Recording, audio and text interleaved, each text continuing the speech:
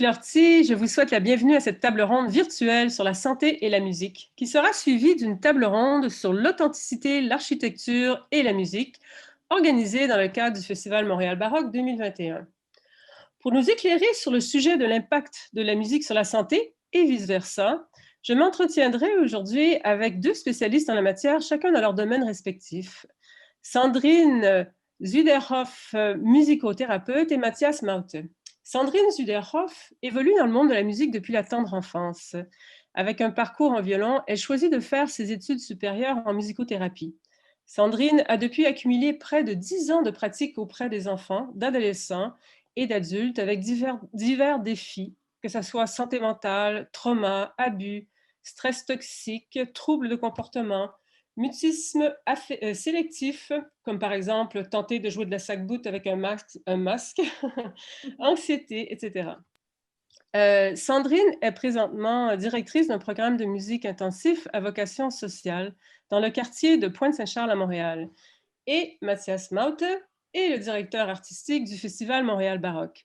Avec son ensemble Caprice, il a donné des centaines de concerts sur 4 continents avec Suzy Napper, partenaire à la direction du festival. Comme directeur artistique de l'ensemble vocal Art Québec et de la Bach Society of Minnesota, Mathias assume un rôle comme chef de chœur et d'orchestre, non seulement ici, mais aussi aux États-Unis. Né comme flûtiste à bec, qui se fit rejeter par le violon malgré les années de pratique acharnée, Mathias connaît presque tous les hauts et les bas de la vie de musicien. S'il est vrai que la musique aide à transformer un penchant pour la mélancolie en joie de vivre, Mathias en sera exemple. Et pour ma part, je suis Dominique Lortie, membre fondateur avec Suzy Napper et Bruce Haynes du Festival Montréal Baroque. Je joue de la sac-bout dans mon salon, en attendant que les budgets de concert permettent à nouveau d'engager des cuivres, et j'anime depuis un an l'émission Partenaire à votre santé sur les ondes de Radio VM. Avant de commencer, j'aimerais vous présenter à l'avance nos excuses lorsque nous donnerons l'impression de nous interrompre ou de parler les uns par-dessus les autres. Ce ne sera pas dû à un manque flagrant de savoir-vivre, mais plutôt à une fonction malheureuse de Zoom.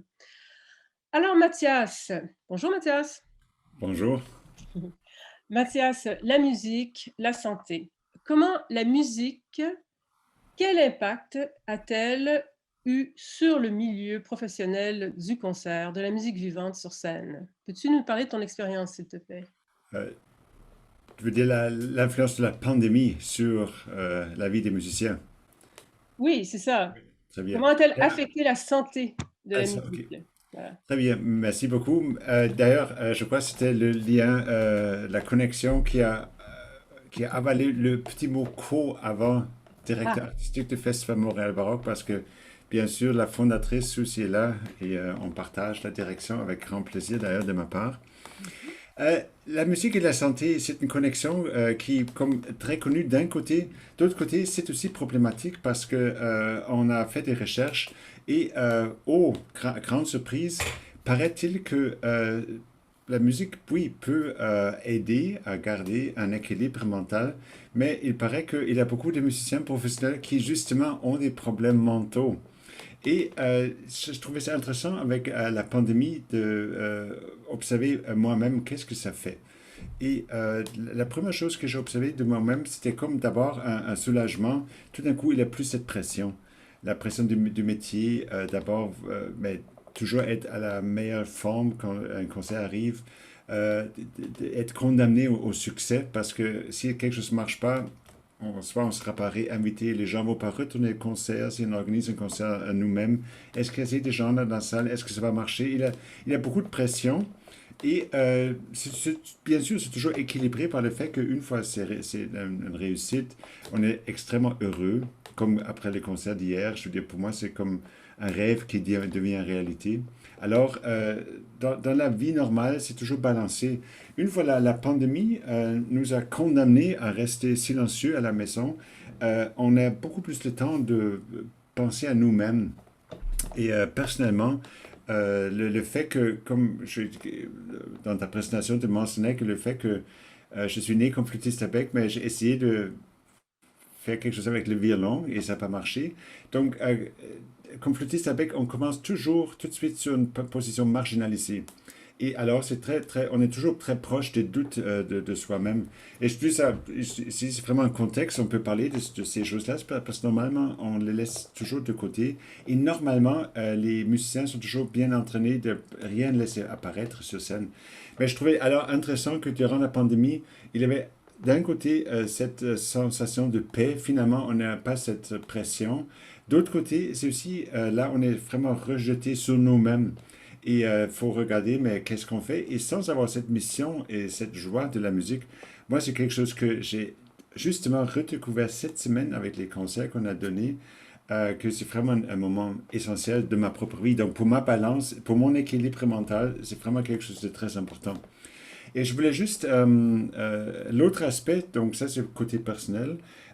Côté musique et société, vous avez probablement tous entendu parler du projet Mini Concert Santé qu'on a monté l'année dernière et qu'on refait présentement, qui a été inspiré par la pandémie et le fait que les gens ne pouvaient plus aller vers nous. Alors on a essayé de trouver une façon d'aller vers les gens.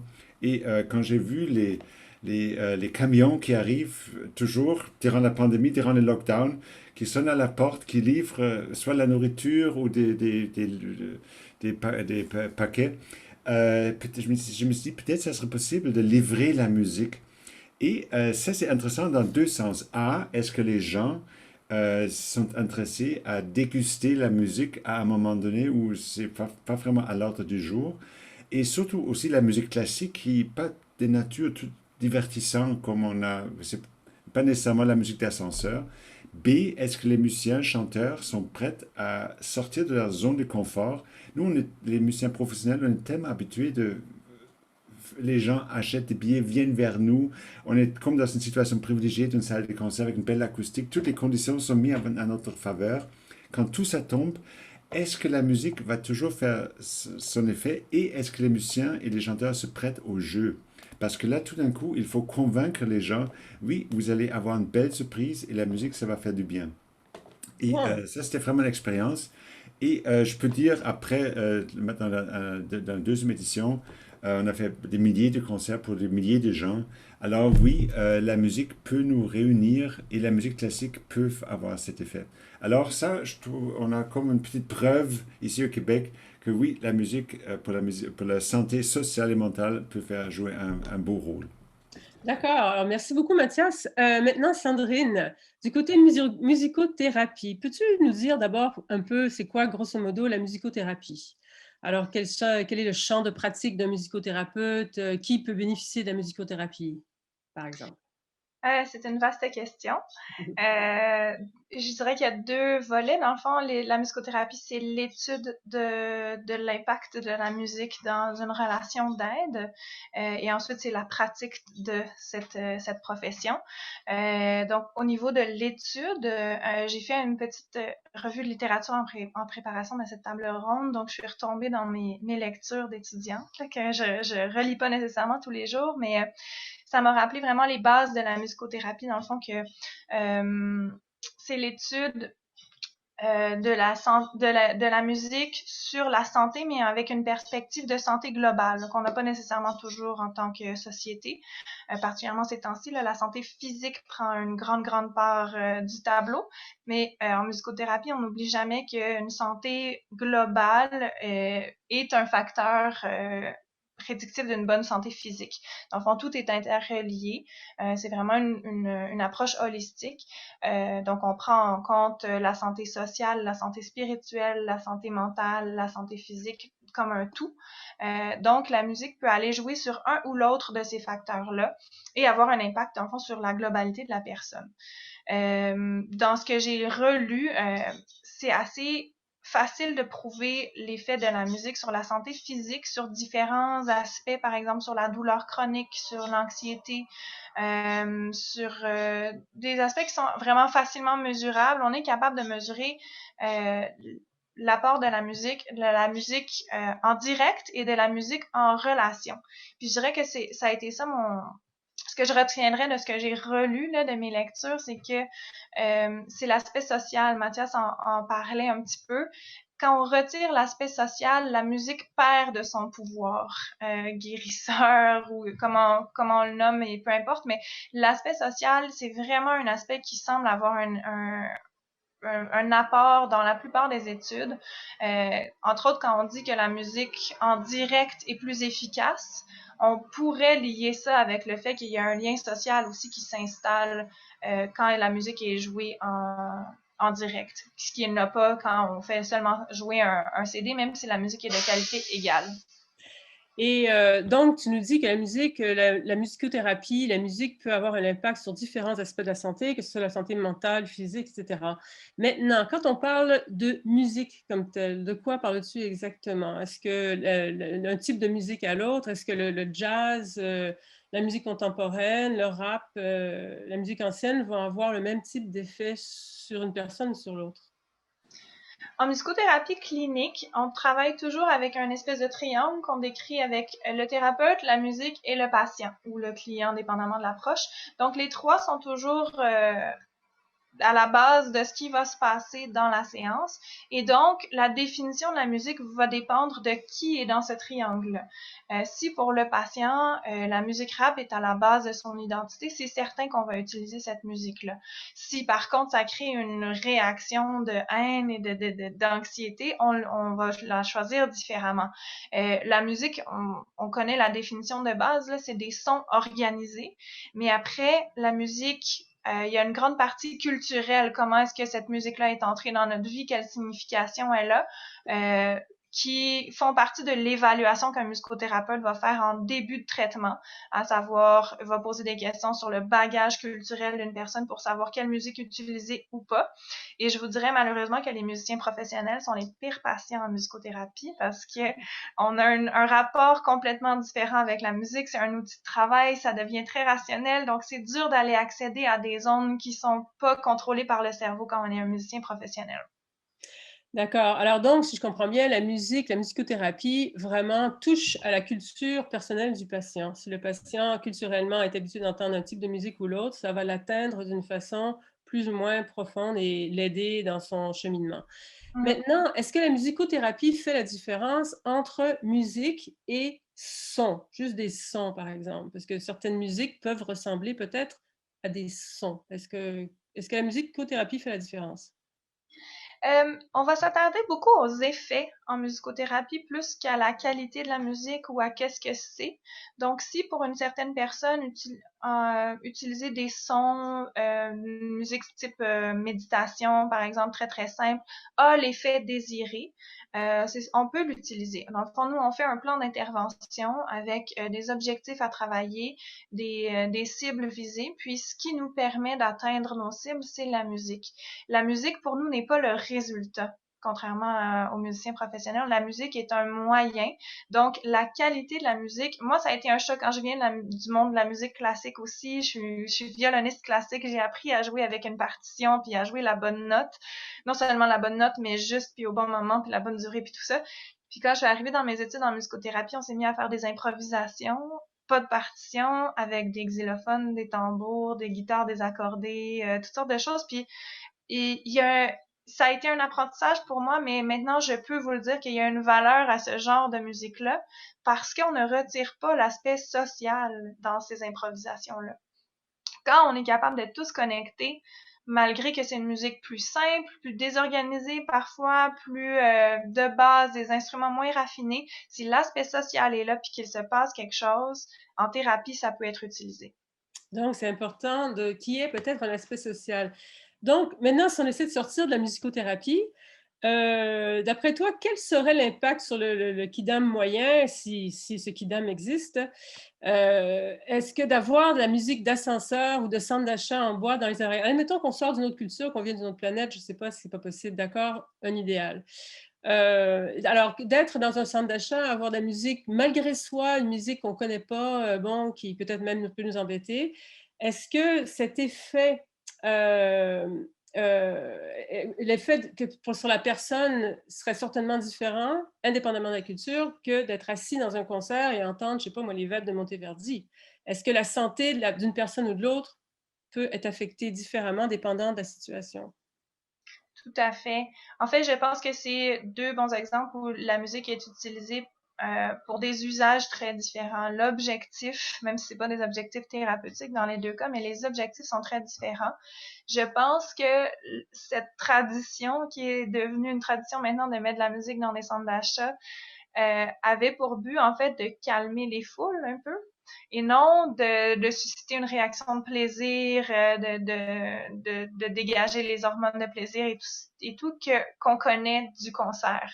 Donc c'est pas une expérience collective, c'est puis d'ailleurs, cette musique-là est écrasée, hein, la musique, comme moi je l'ai utilisée, je l'ai étudiée comme musique, elle est simplifiée au niveau acoustique, donc elle a pas toutes ses qualités parce que l'usage en est différent. C'est comme pour apaiser ou occuper une partie du cerveau qui sera plus disponible pour l'agitation ou le dérangement social, par exemple.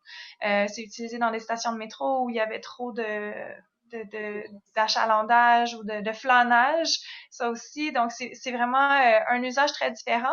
Ce qu'on recherche quand on va à un concert, c'est tout à fait différent comme effet. C'est un effet où justement les hormones et la dopamine va être relâchée. On a une expérience de plaisir sensoriel et sociale aussi. J'ai trouvé des études aussi qui démontrent que quand on va assister à un concert avec des pairs, il y a un effet d'expérience partagée qui rend le truc encore plus mémorable et symbolique ou ouais, signifiant, en fait, c'est le mot que je cherchais. C'est ça, à long terme aussi. Ouais. Alors Mathias, si je reviens à toi, avec la lumière de tout ça, que te dit ta boule de cristal? Quelles sont les prévisions pour le futur? D'après toi, quel sera l'état de santé du milieu musical dans le futur? Comment nous relèverons-nous? Ben, d'abord, Mathias? je trouve c'est vraiment intéressant ce que Sandrine dit qu'il n'y a pas vraiment d'espoir pour les musiciens professionnels. Et c'est vraiment, je réalise à travers de ça combien c'est particulier d'en faire une mission. Et donc, pour nous, les musiciens professionnels, on va toujours mettre en sorte qu'il y a un contexte professionnel. Et les milieux est très vigoureux. Alors, je ne m'en fais pas pour ça parce que quand vous regardez ici au Québec, il y a beaucoup d'organisations qui sont ben, toutes vraiment bien organisées. Il y a un environnement, non seulement la culture très appréciée, il y a le gouvernement qui met en sorte que la culture a toujours une position forte dans la société. Donc, je me fais pas tellement pour la vie des organisations. Les organisations sont fortes et la société a mis en sorte que les organisations restent fortes à travers de toute cette détresse de pandémie. Je crois que c'est plus au niveau des individus, comme moi je connais des collègues que j'apprécie beaucoup qui jouent et qui chantent avec des organisations avec lesquelles je suis impliqué moi-même. Et j'ai même écrit des lettres de recommandation pour qu'ils puissent changer de métier, pour qu'ils puissent faire d'autres choses. Donc, il y a d'abord cette étape qui est toujours difficile parce que c'est une adaptation qui doit être faite maintenant. Et c'est ça qui est intéressant quand on regarde dans l'histoire de la musique. Il n'y a rien de nouveau là-dedans.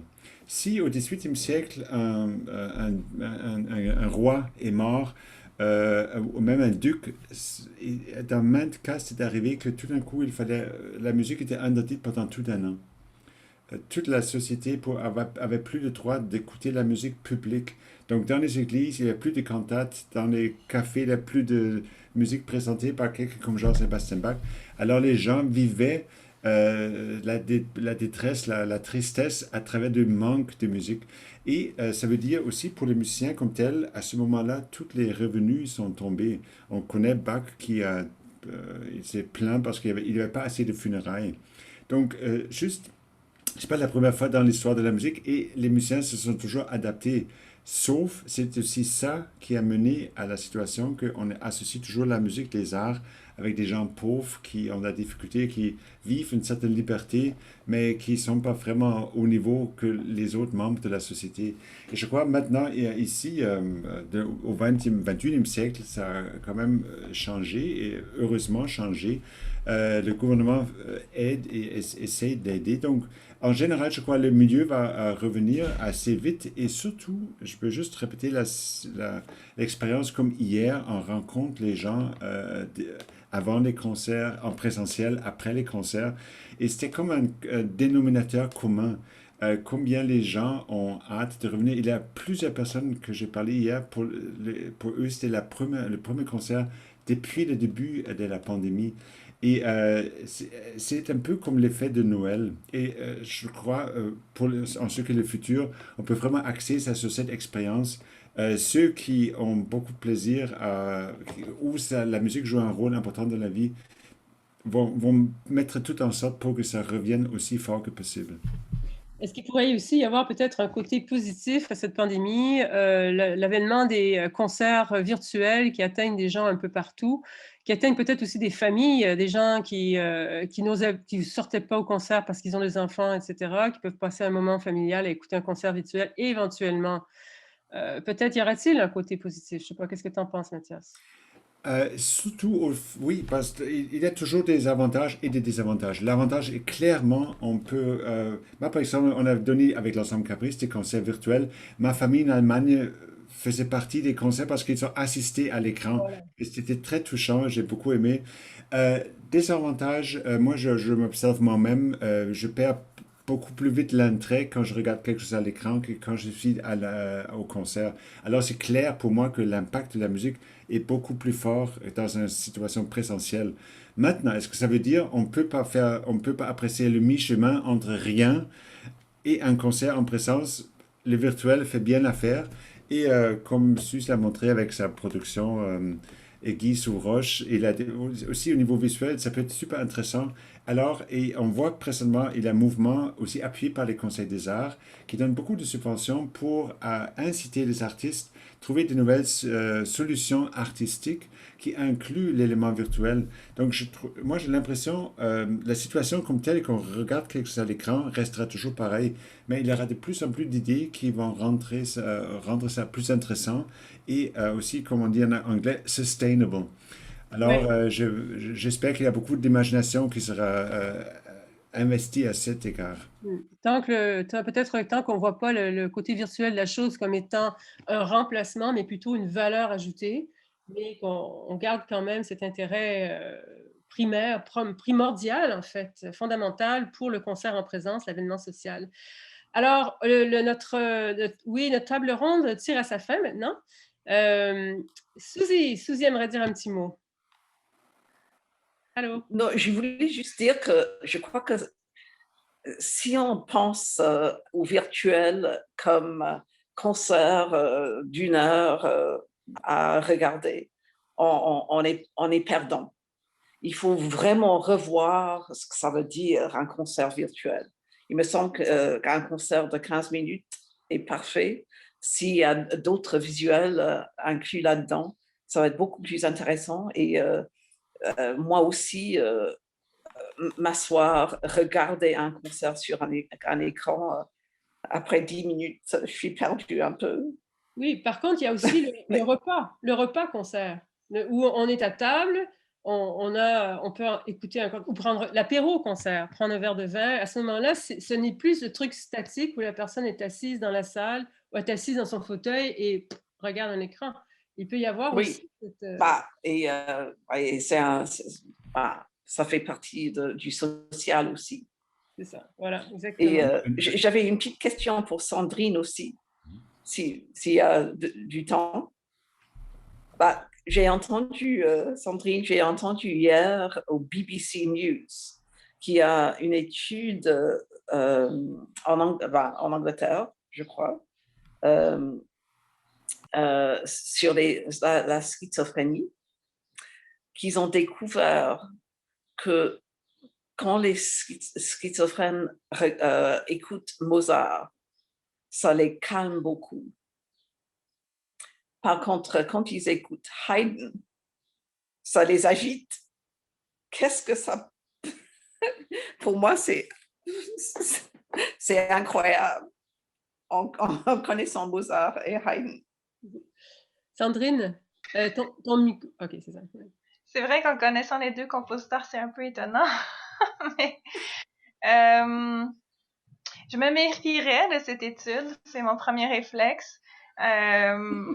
Parce que je trouve ça vraiment difficile de faire des généralités. En fait, en musicothérapie, on apprend à ne pas faire de généralités comme ça, de pas arriver avec peu importe qui tu es, je vais te jouer du Mozart et ça va fonctionner pour toi. Parce que on a chacun notre bagage, on a chacun ce que ça veut dire pour nous d'écouter du Mozart. Donc, ça se peut qu'il y ait un consensus parce qu'il y a quand même une culture dominante et donc que Mozart fait résonner des choses chez la plupart des gens. Mais dans l'utilisation personnelle, je me méfierais après. Intéressant à savoir aussi quel genre de Mozart, quelle pièce de Mozart et quel genre de Haydn. Mais si je pouvais aussi bonifier la conclusion de Mathias par rapport aux les concerts en ligne et comment est-ce que les musiciens peuvent s'adapter à ça. Je sais qu'au début, Mathias, tu nommais qu'au début de toute cette pandémie, il y a toute la pression qui s'est enlevée. Puis vous avez pas mal tous, je pense, continué à jouer de la musique. Puis c'est quelque chose qu'en musicothérapie, c'est super important. Puis j'espère que vous pourrez aussi apporter dans votre bagage post-pandémique, c'est de revenir à l'essence de pourquoi on fait de la musique. En musicothérapie, s'il y a rien qui se passe dans l'instant présent dans notre petit triangle, il y a rien qui se passe dans le fond. C'est vraiment la qualité de la musique pour laquelle on l'utilise, c'est pour connecter le patient à ici, maintenant, qu'est-ce qui se passe. La musique, vous le savez, hein, quand elle est finie, elle est partie dans les airs. Dans la musicothérapie, c'est la même chose, mais elle a cette qualité de vraiment nous ancrer dans le moment présent. Puis souvent, on espère dans le plaisir du moment présent. Donc, j'espère que c'est quelque chose que vous allez pouvoir continuer à appliquer dans vos vies, concert ou pas. Mais je vous souhaite vraiment de continuer à faire de la musique puis d'avoir du plaisir dans l'instant où vous la faites. Merci Sandrine, très beau commentaire. Alors, on a une petite période de questions très, très courte. Si quelqu'un d'autre a quelque chose à poser, une question à Sandrine ou à Mathias, levez la main. Non. Donc, voilà, peut-être qu'on va passer maintenant à la prochaine table ronde qui est sur l'architecture, l'authenticité, l'architecture et la musique. Alors, je laisse la parole à Suzy. Merci d'avoir été là. Suzy, ton micro. Now we'll be speaking in English. And Ah, I wonder if David is there. Great. Well, I didn't think of giving big bios of you two. So David, Jackman, and Daniel Jean Primo are here with us. And I was just going to say a few words about them, but maybe they can, if they would like to talk more about themselves, it would be great. But I think we have a lot to say about authenticity, architecture, and music. And I thought I'd just start by explaining why liquid architecture, which is the title of the Montreal Baroque Festival this year. It was actually Goethe, who was a friend of Beethoven, who was supposed to have said that the perfect description of music is liquid architecture. And when I heard that expression, I thought, yep, that's what it is. What we're dealing with is very formalized frame, foundation, over which we improvise in some sense. We have black dots on the page, which we play, but how we play them, where we play them, and what we add to them is essential to great music making. And so it's very, very liquid, but we keep this formal setting. And at last night's Montreal Baroque concert, there were 3 improvisations, 2 on the harpsichord and 1 on the violin. And, you know, we could all recognize the harmonic progressions they were using and the number of bars in each phrase, etc. So the formality was there in the background. But they improvised. They each improvised for 5 minutes or so, and it was fabulous and wonderfully interesting. And they had a few rules to follow. They had to go from this key to that key, depending on which piece they were playing after or before. And so that was really fun. I'd like to, well, first of all, let me just say a few words. Daniel Jean, I've known for many years, and he's an artist, a sculptor. And he came to do some work in my house on my ceiling. And he started doing plaster work. I live in a house from 1872. And some of the plaster work was falling off. And he said, ah, I'll do that. And since he's become sort of Montreal's master plasterer and has worked on many theaters amongst other buildings. So he is the perfect person to talk about the Rialto, where we're doing all our concerts this year. And it's a very beautiful fake Baroque interior and sort of fake classical exterior. So that's why he's here. And David Jackman has done many other things in his life, but one of his interests is architecture. And often we walk around Montreal and look at the buildings. And he's full of knowledge about buildings. And we met at the movies. And he's a total expert, and as my kids would say, a complete wonderful nerd about movies. So, and the history of movie making, etc. And the Rialto was built as a movie theater. But of course, going to the movies was not the same in 1924. So may I start with asking David to talk about architecture in Montreal, and particularly this period, the first 25 years of the 20th century. And how does architecture in Montreal compare to other North American cities, and what do they have in common? And is there any international political significance to this architecture? In 5 minutes. What I think I'd like to remind us all of is that really, in a way, the period I'm talking about will start in the 1880s and end in 1930. And that 50-year period was the creation of Montreal as a metropolis, as a metropolitan center. It shifted from being the biggest town in the British colonies north of the United States, attached to the fur trade and merchants and sailing ships coming in. By the 1880s, the transcontinental railroad had been built with a terminus in Montreal, and built in part with money from Montreal. And that connected with steamship traffic across the Atlantic and up the St. Lawrence and to the port of Montreal. So it was an extraordinary center that was beginning, just as parallel to the events in the United States from a bit earlier. All of the wealth of the country, the resources of Canada, were flowing across the railway, across the prairies, the forests, and down to Montreal, where some of them were exported right away and others were manufactured into other products, either for export or for use in Canada or the US. So all of that meant that Montreal changed immensely during this period. It actually grew 4 times its size between 1880s and 1930.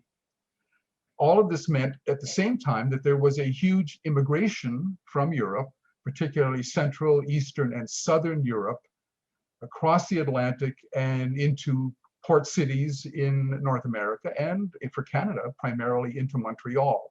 Some of it left the city, but much of it remained in the city.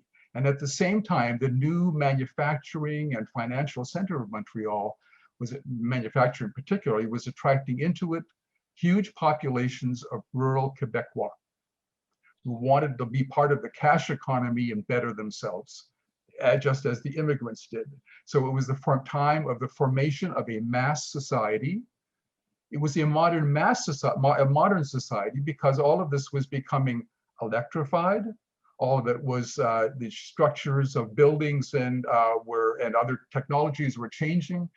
So buildings were changing from masonry, from stone and brick buildings, to being buildings built from steel and reinforced concrete, and then clad in other materials, enclosed in other materials.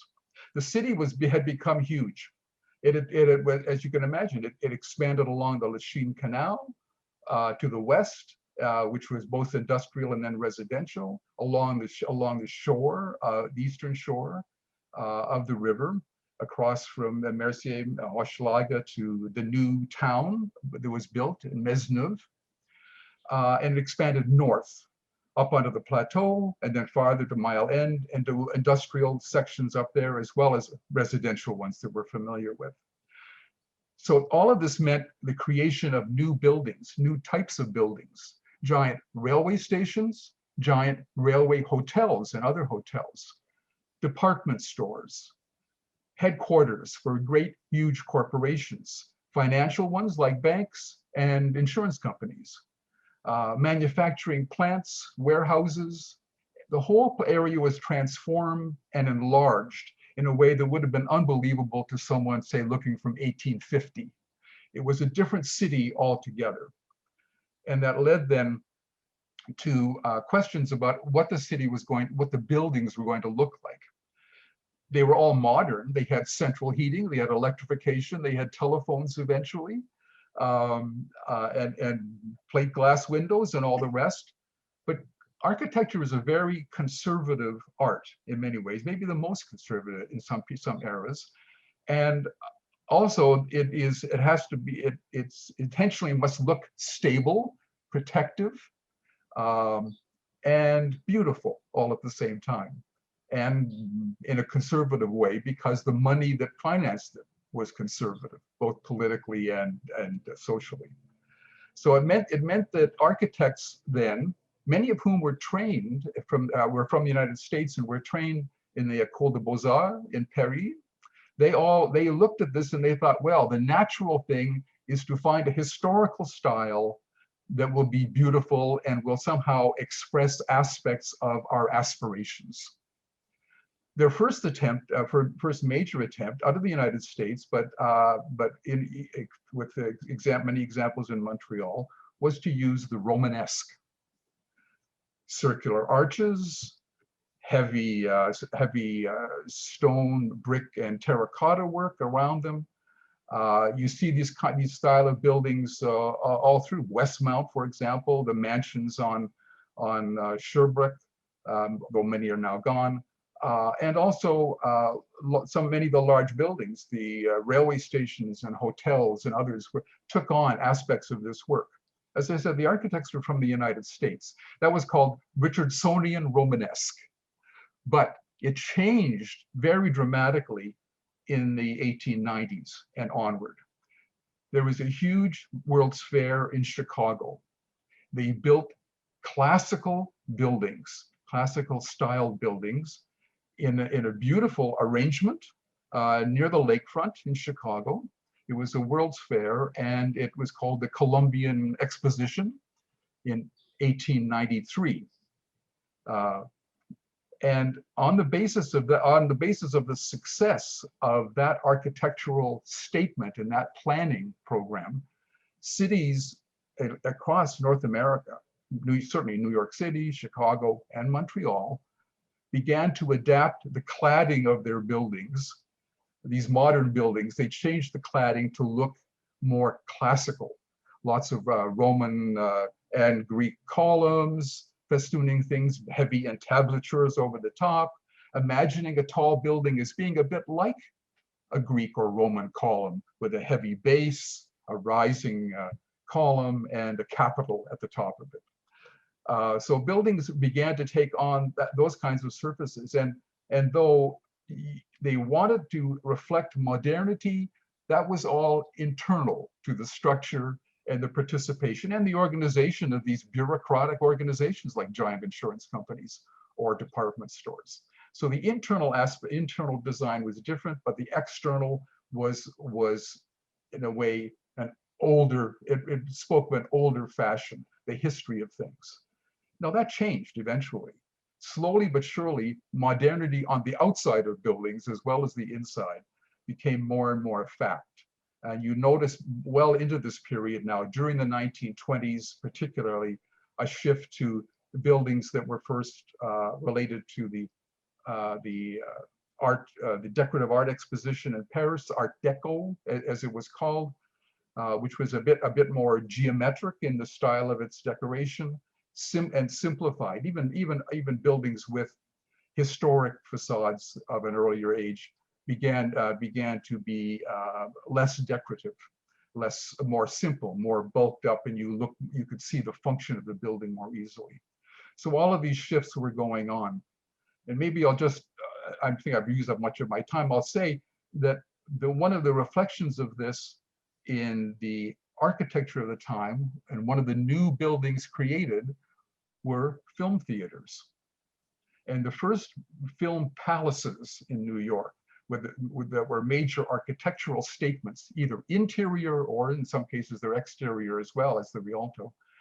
That turned into, the first ones was the Strand in 1912, was the first movie palace that led to several others. It was only 800 seats, but eventually you had Lowe's Theater, 1917, 3,000 seats. And others. There were 5 of those palaces downtown. And in 1920, by 1920, there were 63 standalone movie theaters across the city, about half of them owned by theater chains. Some of the theater chains were local and Montreal based. Some were transnational, US and Canada, all present in the downtown of the city. Maybe that's as much as you need from this at this point. For me. Well, that's great, fascinating. And as you're talking, I'm trying to relate it to music and what was happening in music, but maybe we'll get to that, maybe we'll.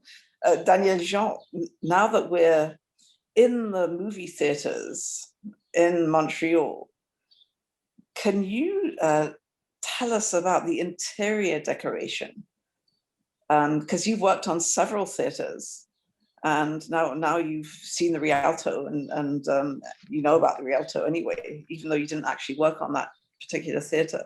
But can you describe a little bit what the interiors were like and why? Let's first say that, as David just said, the buildings were now built in steel and reinforced concrete. And the Rialto is one building that is built in reinforced concrete. So if we strip the inside, it is reinforced concrete, but all this decoration is something that is added in the inside to create a wonderful environment for people to come into the theater, the hall. This Rialto was built in 1923.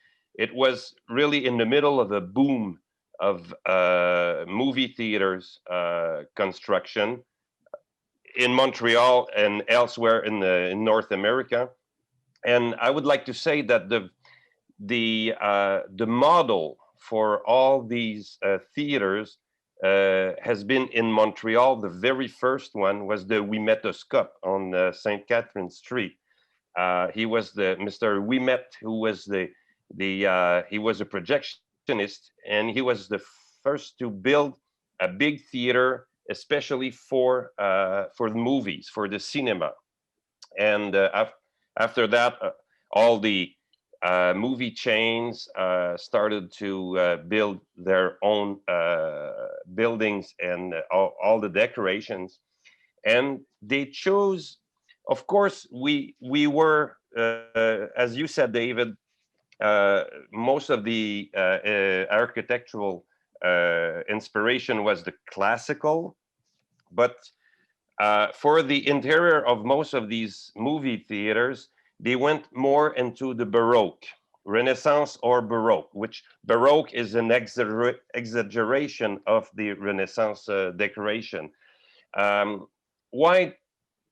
Probably because they wanted the inside to look like castles, like very rich palaces, like dance halls or festivity halls. People were earning a little money because most of them were now in town working in manufacturers. They were having a regular wage. Money was coming in regularly into their pocket, and for a few pennies, they could assist to a movie, which gave them on a large screen. They gave them the impression of being elsewhere in their imagination. They could really travel throughout the world, throughout the different historical periods, and uh, before the movie was started in the hall, and in the meantime between the roles, because they had to change the roles in the middle of the movie. At that time it wasn't automatic as it is now. Well, all they had to do is chat together and look around that hall, and the magnificent decoration was there to amaze them and make them feel that even if they only earn little money every day, every week, every year, well, they belong to an upper class because they can afford being in such a beautiful environment, interior environment. So this is probably the reason why the Baroque decoration was chosen to for these interiors. And the Rialto is very a big, beautiful example, because it was probably the most magnificently decorated theater in Montreal. And the luck we all have is it hasn't been abandoned, nor demolished, nor transformed like most of all the other theaters have been during the last century. After that big boom up to the 30s, or let's say up to the Second World War, movie theaters were, a lot of people were going to the movies, and then it's kind of slowed down, and then the new builders started build halls that were less decorated, because um, uh, see, these Baroque decors in the inside uh, kind of stopped when, well, you talked, David, about the Art Deco period. Prior to the Art Deco period was the rationalism in architecture. So that means if it's not useful for the architecture itself, for the standing up of the building, well, you don't need it. So that means all the interior decoration, which is a shell inside the real building, and this shell is now, for this one here, it is Baroque, but it could be another style. Like there was that Egyptian theater on Sherbrooke West, which is now abandoned and will be soon probably demolished or transformed from the inside because of all the water coming in. It's all rotten, and very little things are to be recuperated from that interior. But they started after that period where they wanted to make everything Baroque. They went more into rational architecture. Look at the OSM, Montreal Symphony Orchestra Hall. You visit that, and every material, every little part of the inside of that hall has something to do to be there. It's whatever acoustical or structural, but you go in the Rialto and it's nothing. Nothing is acoustical. Nothing is structural. It's only fake, as Susie said in the introduction. So that fake is the same thing as cinema is fake. We all know cinema is fake, even though we go into it and, you know, we participate in the action and we get involved and we got all the emotions. So the building was intended to do exactly the same thing, but within the architectural decoration. And David, who is going to the movies? Well, the middle class, lower middle class, and working class, the movies were for them. If you had a lot of money, then you might go to the opera. You might go to the symphony concert. You might leave town to go to other other centers with such things. But interestingly enough, I mean, so the movies were. It's interesting to see that the people who actually built and ran the movie theaters in the city were often from immigrant families themselves, or that rural Quebec that was moving into the city. Those are the people who actually built them. They didn't have a background in the arts. They had a background often in as retail merchants. Some of the major families that owned theaters had candy stores, ice cream shops, dairy businesses, and other kinds of things like that. And they were Eastern European Jewish, Greeks, Syro-Lebanese, and Italians. Those are the groups that owned the major chains, of Montreal-based chains. Other than and those also the Canadian and American chains that were present in the city as well. So it was a mass audience, and essentially one which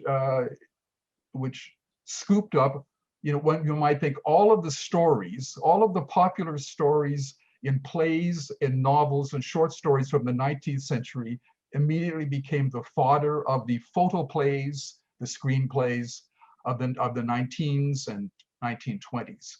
So what you were watching was a kind of was the education of the working class in the popular literature of the 19th century.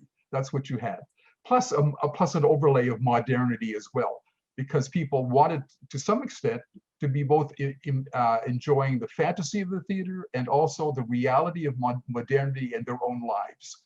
And the films that were shown reflected all of that. But what I just thinking right now that one fascinating thing we think about the way that the explosive growth of the internet in home computers and the rest of this. Well, in the beginning of the 20th century, it was an explosive growth of motion picture, of electric technology.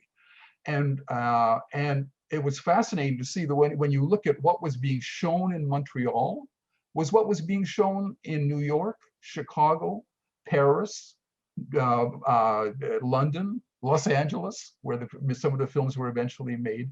The technology moved very quickly because of the transportation and technology of the time. You didn't have to wait a long time. So Montreal was in there right at the beginning. They had a film showing at a kinetoscope in 1894, I think it was.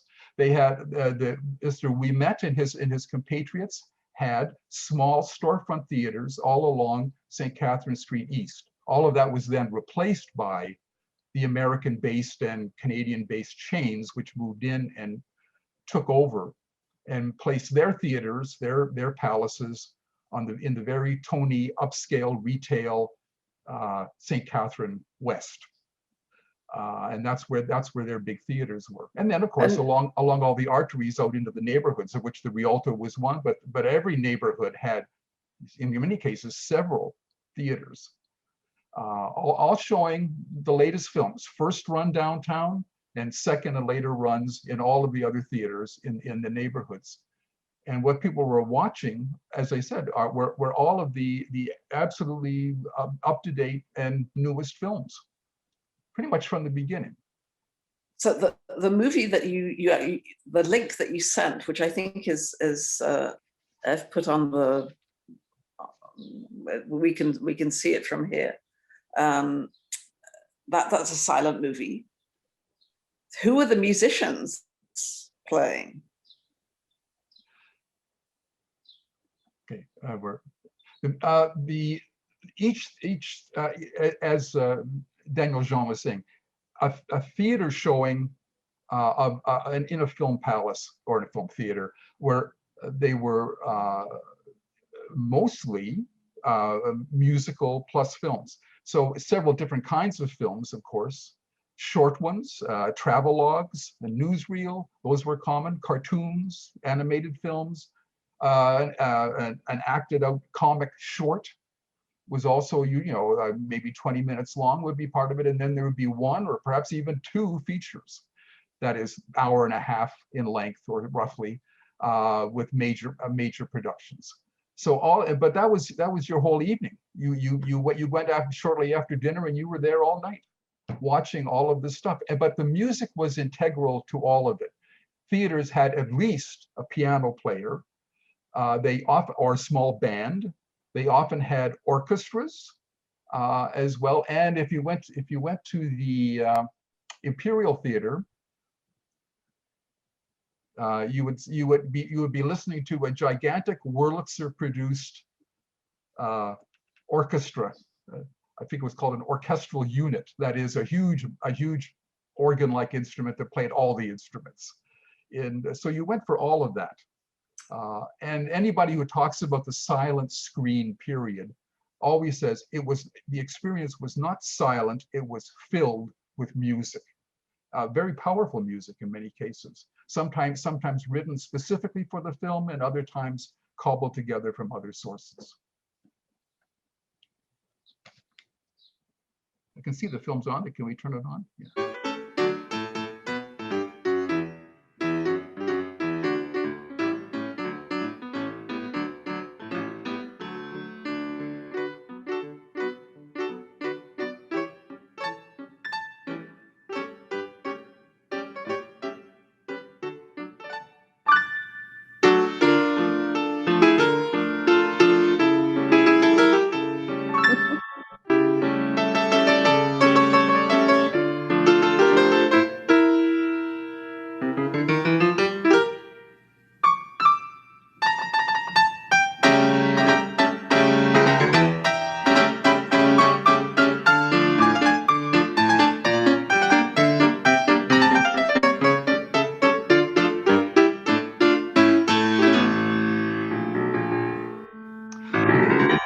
I think we're not going to run all of this, Right. but I hope. But Charlie Chase, by the way, would be unknown to all of us now. He was unknown to me, for heaven's sake, and I like movies a lot. But when you look him up, you realize he was a big star. There were a lot of Charlie Chase movies, just like there were a part of the immense number of comic movies, shorter ones that were produced in part during the teens and even all the way a series through the 20s, through the 30s and 40s for that matter. They took a long time to disappear. Eventually they became television. But anyway, so Charlie Chase was there. You could hear the piano accompaniment, which people I think still assume was what you heard in movie theaters. As I said, only sometimes. Much of the time you heard a much more advanced and impressive music presentation, along with singers and others who were performing, and comedians for that matter, who were on the stages of some theaters. The movies that people were watching, I have a list of you can assume that anything that was popular in North America was popular in Montreal.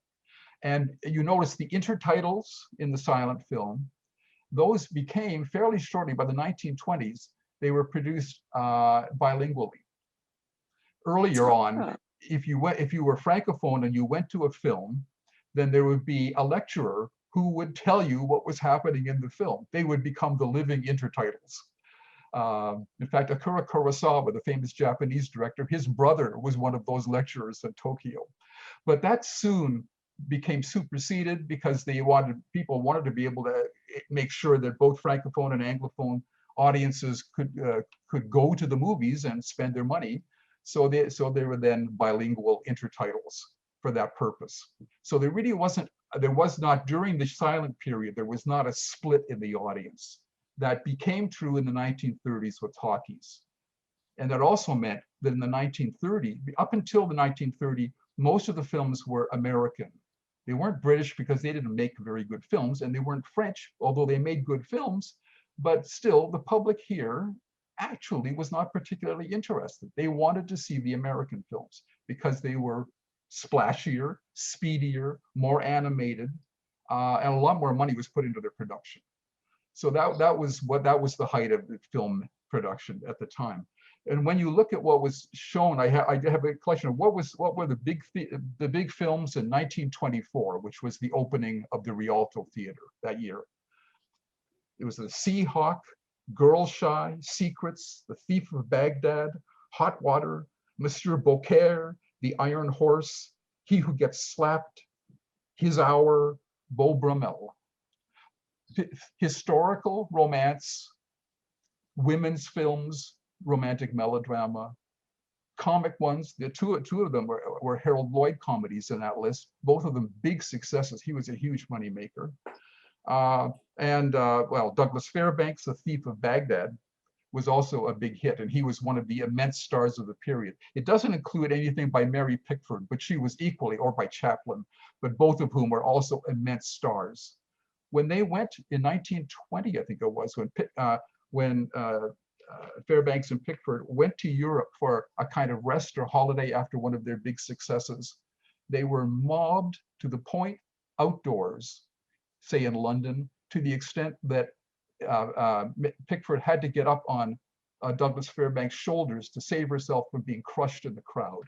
This was an immensely fascinating period in terms of mass appeal and a mass phenomenon.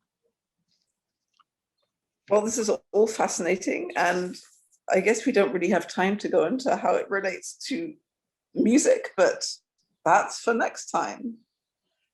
Daniel Jean tomorrow is going to be giving 3 little conferences at the Rialto Theatre in our musical meander at 2, 2:30 and 3, although some of them are full, I think. So we can actually experience with Daniel Jean the decoration in the theatre. Make a visit and understand the decoration, what is Baroque and what is intended to give that impression of wealth to all the spectators that were going to this theater. I would just like to precise the opening of the Wimetoscope was much earlier. The first Wimetoscope in a rented hall was 1906. And Mr. Ouimet, Léo Ernest Ouimet, built his own theater. It was called the Grand Wimetoscope in 1907. So it's very early in the history of the cinema, of the movie halls in Montreal. But we have, we don't even have pictures of what was the interior of that Grand Wimetoscope at that time. But we can see tomorrow, yes, for the people who will be coming. And there has been a video performance recorded this week that probably will be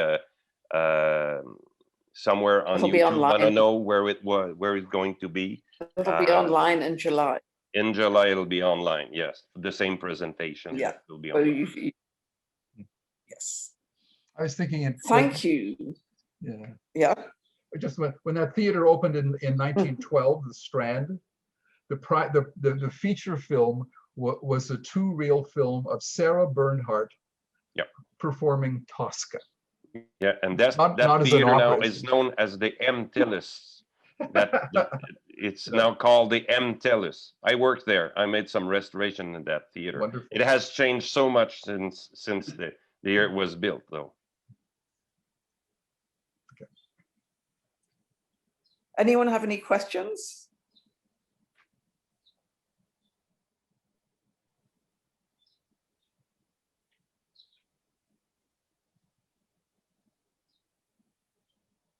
No questions? I have to go to the airport to take my son. So I must leave, but it was really fun having everyone here. Thank you, David, and thank you, Daniel Jean. And we'll see you tomorrow. Merci beaucoup à tout le monde. Puis, comme Suzy le disait, demain, pour les méandres, vous pourrez entendre et voir de tout ce qu'on a parlé au Rialto avec M. Daniel Jean Primo. Et ça va être très intéressant. Il reste quelques places, surtout à 14h30 puis à 15h. Donc, je vous invite à aller voir sur le site. Merci beaucoup à tout le monde pour votre belle participation. C'était vraiment, vraiment très intéressant, les 2 tables rondes. Donc, Merci beaucoup. Thanks, Au David. revoir. Merci, David, Thank Daniel Jean. you. Bye. À demain. Au revoir.